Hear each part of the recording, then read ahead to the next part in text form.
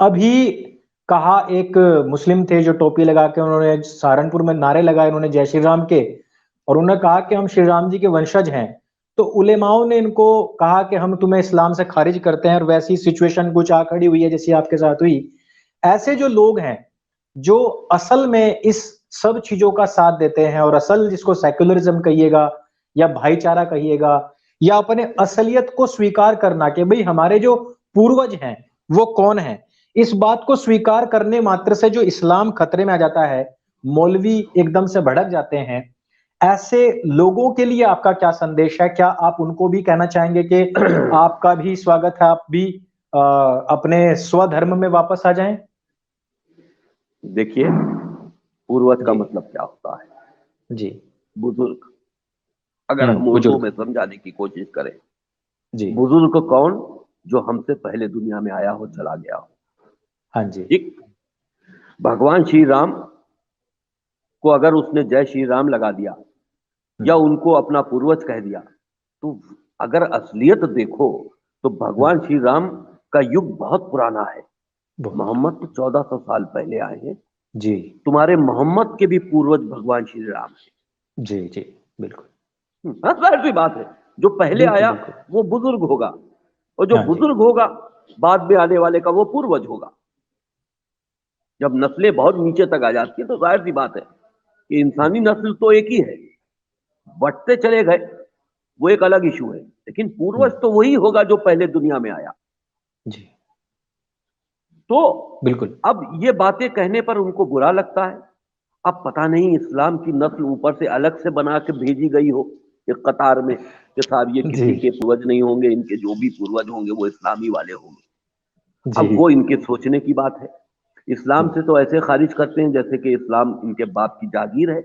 बिल्कुल जी जागीर है, क्योंकि जी। इस्लाम धर्म नहीं, हम्म। ये मुस्लिम कट्टरपंथी आतंकी ऑर्गेनाइजेशन है जो मोहम्मद ने हम्म। क्रिएट की थी। इसलिए जी। ये इसको अपने बाप की जागीर समझते हैं। जो हम्म। बोलने की बात करता है उसको निकाल देते हैं, जो सवाल पूछने की कोशिश करता है उसकी हत्या का फरमान जारी कर देते हैं। जी तो तुम इतने दिनों से हमको निकाल रहे थे, निकालते रहो। हम तो चाह रहे थे कि तुम थोड़ा सा सुधर जाओ, तुम दुनिया को चपटी ना कहकर गोल खोने कहने की कोशिश करो, ऊंट की जी सवारी भूल जाओ, अब जहाज पे चलने की कोशिश करो। जी। तो अगर तुम उसी अंधकार में रह रहे हो तो आज नहीं कल सुधरोगे।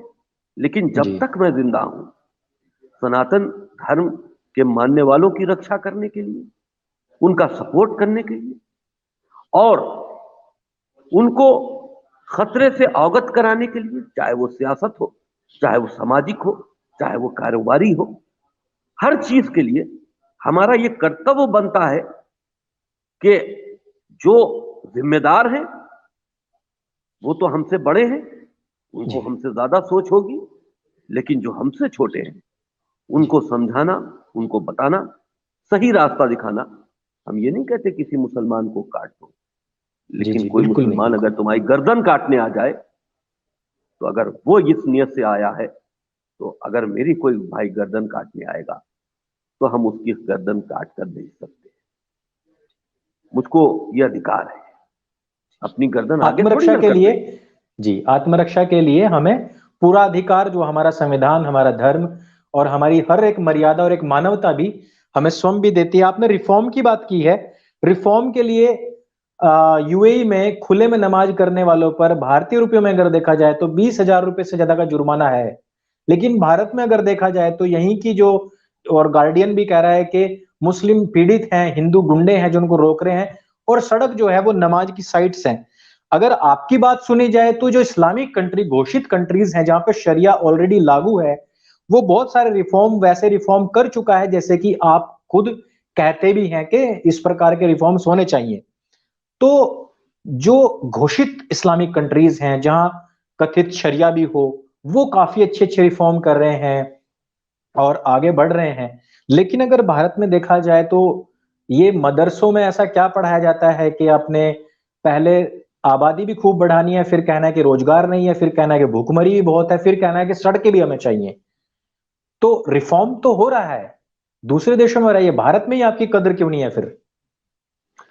देखिए, ऐसा है कि जब कोई ये बात तय कर ले कि हमको सुधरना ही नहीं है हमारा, जी क्योंकि हिंदुस्तान में जी हिंदुओं की बहुत बड़ी आबादी है और हिंदुओं की हत्या करना, उनको समाप्त करना, अभी जैसे जी। हमने जिक्र किया आईएसआईएस वाला, हम्म। तो ये सारे संकेत वो हैं कि इनका ख्वाब है कि हिंदुस्तान में जो मुसलमान रह रहे हैं वो खाली मुसलमान नहीं है, वो मुल्क है, वो जी कट्टरपंथी इस्लामिक संगठनें हैं जो उनका सपोर्ट करती हैं, जी उनको ताकत देती हैं। आप ये मत समझिए कि 30 करोड़ मुसलमान, 35 करोड़ मुसलमान हिंदुस्तान की आबादी में ना, उनके पीछे बड़ी बड़ी ताकतें हैं जी जो हिंदुत्व को खत्म करना चाहती है, हिंदू को समाप्त करना चाहती है, सनातन का नामो निशान मिटाना चाहती है। और जी। दुनिया में सबसे बड़ी सनातन धर्म की आबादी हिंदुस्तान में है, भारत में इसीलिए है जी। हिंदुस्तान इस बात का शिकार है। जी। तो बहरहाल मैं तो यही कहूंगा कि इनको सोच बदलनी पड़ेगी हम्म। और बदलेंगे नहीं तो सुधारना हाँ पड़ेगा। जी। एक अगला मेरा सवाल ये रहेगा आपसे कि लगातार जिस प्रकार से लव जिहाद के सीन आते हैं, लव जिहाद भी नहीं हुआ, अगर वो लड़की एक हिंदू लड़के से ही शादी कर रही थी तो वहां पे भी पहुंच के मोहम्मद साहिल गोली से उसको भून देता है। महाराज जी पिछले 30 साल से, जिनको कि अब आप अपना भाई और अपना उत्तराधिकारी और आपके देहावसान के उपरांत आपने कहा कि अंतिम संस्कार का अधिकार भी आपने वसीयत में उन्हें दिया है, वो लव जिहाद के खिलाफ काफी समय से लड़ रहे हैं और इस प्रकार के जिहाद से भी काफी समय से लड़ रहे हैं। तो क्या इस तरफ भी आपका कुछ जन जागरूकता कार्यक्रम कुछ बहन बेटियों के लिए चलेगा?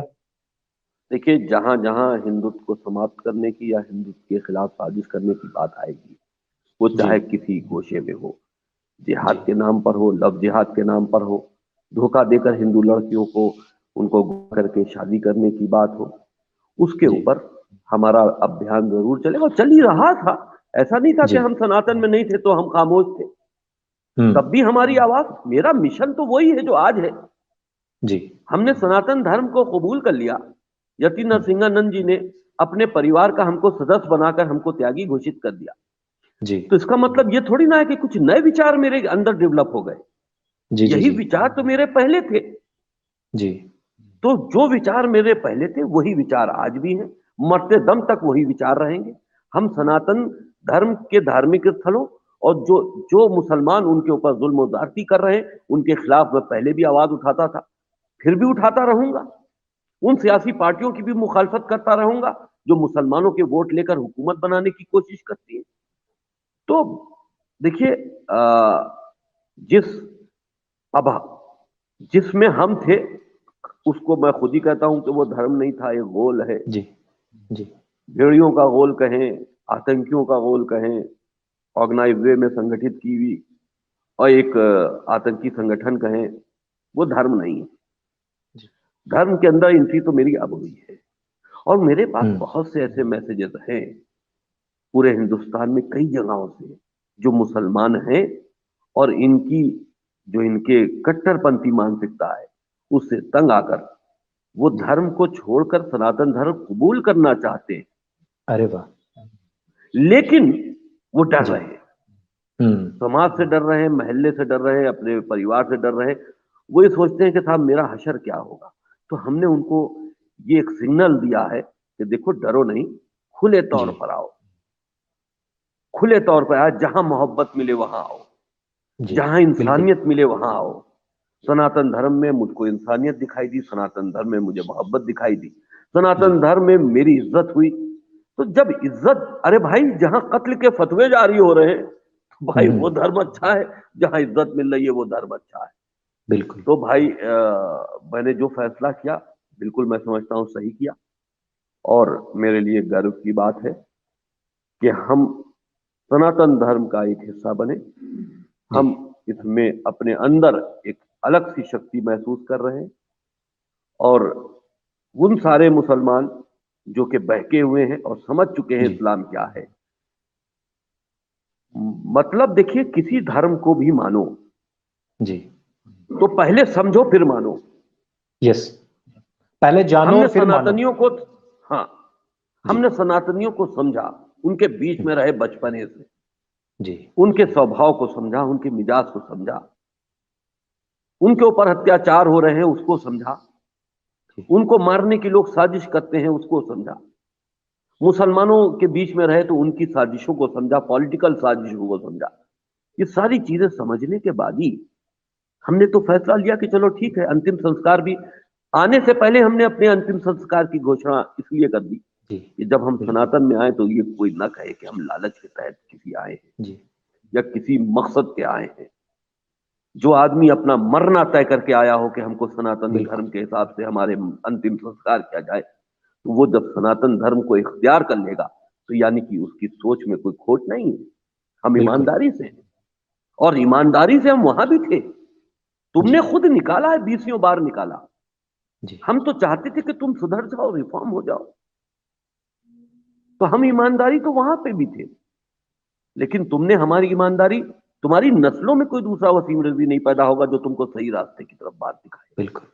नहीं हो सकता, क्योंकि तुम्हारे अंदर अगर कोई अच्छी चीज पैदा करने की कोशिश करता है और यह सोचता है कि आने वाली नस्लें तुम्हारी इंसान बने, तो तुम उसको कत्ल करने की बात करते हो, उसका सर काटने की बात करते हो, उसको जिंदा जला देने की बात करते हो, सर तन से जुदा होने का नारा लगाते हो। ये किसने अधिकार तुमको दिया है तुम किसी का सर तन से जुदा कर दो?